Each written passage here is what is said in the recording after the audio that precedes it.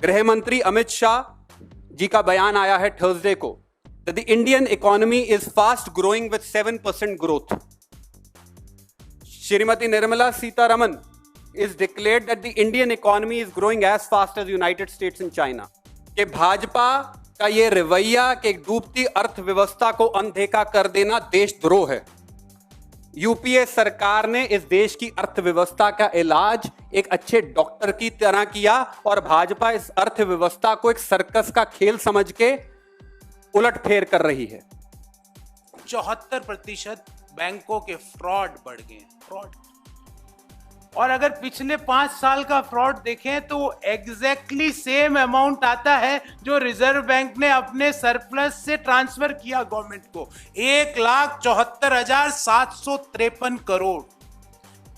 जब आपके पास एक भी टैक्स का टारगेट पूरा ना हो, डायरेक्ट टैक्स का टारगेट पूरा ना हो, जीएसटी के टारगेट पूरे ना हो और कोई जो रेवेन्यूज हैं सरकार की वो पूरी ना हो और आपने बजट में उनका प्लान किया हुआ हो, तो आपको इधर बैकडोर एंट्री से ही पैसे निकालने पड़ेंगे।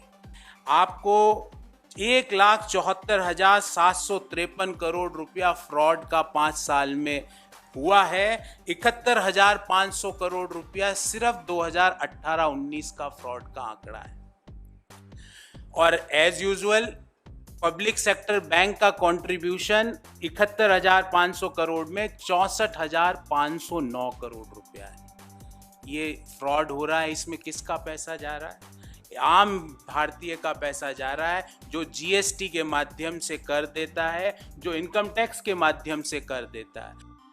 आपने 1,76,000 करोड़ में से 52,637 करोड़ कंटिंजेंसी रिस्क बफर लिया है सेंट्रल बैंक का।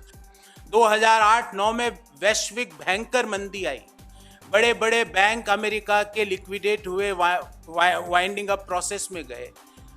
भारत पे इसका फर्क क्यों नहीं पड़ा? क्योंकि भारत का रिजर्व बैंक था, उसके पास इस तरह की कंटिंजेंसीज को एब्जॉर्ब करने का पैसा था। तो भारतीय राष्ट्रीय कांग्रेस के इस मंच से 3 स्पष्ट मांगे हैं। पहली, इस देश में फाइनेंशियल इमरजेंसी संविधान के अनुसार घोषित कर देनी चाहिए। एक श्वेत पत्र जारी करना चाहिए डूबती अर्थव्यवस्था और बढ़ते बैंक फ्रॉडों पे।